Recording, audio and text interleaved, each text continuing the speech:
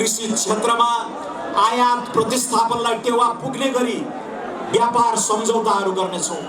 नेपालमै उत्पादन सम्भव छ भनेर कृषि उपजको उत्पादन वृद्धि सुनिश्चित गर्न आवश्यक ऐन कानुन भन्सार तथा अन्य नीतिगत सुधारहरू तत्काल लागू गर्नेछौँ।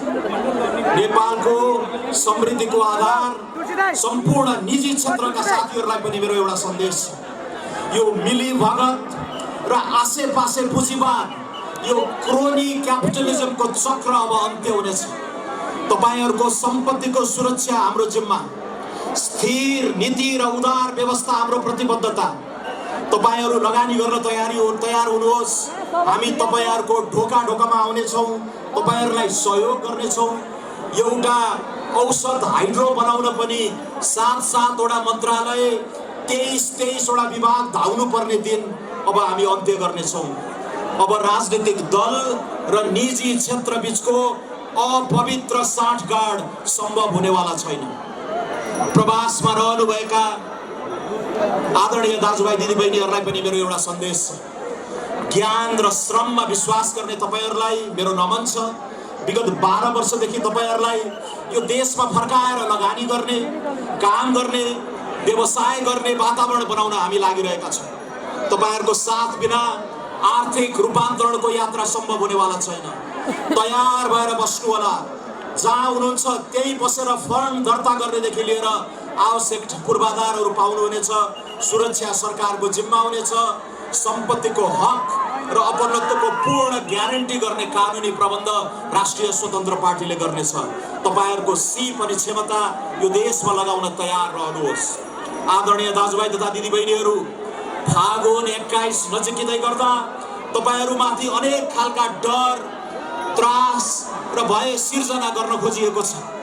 बहुमत जनताले पुराना शक्तिहरूमाथि अब तपाईहरुको शासन स्वीकार्य छैन भनेर स्पष्ट सन्देश दिँदा यहाँ राष्ट्रघात हुन्छ, देश बर्बाद हुन्छ भनेर त्रास फैलाइराखिएको छ।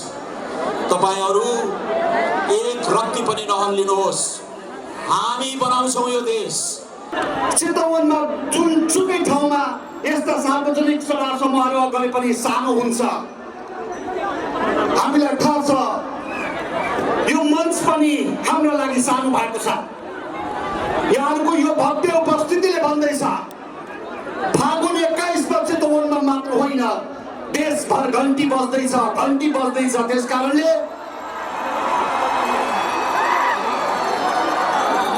अत्यन्त व्यग्रतापूर्वक फागुन 21 मा घन्टी बजाउन तयार रहनुभएका चितवन आसपासका सम्पूर्ण जनसमुदायलाई व्यग्रतापूर्वक जसरी प्रतीक्षा गरिरहनु भएको छ यहाँहरूले, आजका कार्यक्रमका मुख्य आकर्षक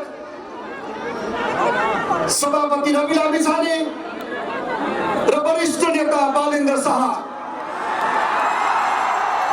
उहाँहरू छिट्टै यो मञ्चमा आउनुहुनेछ।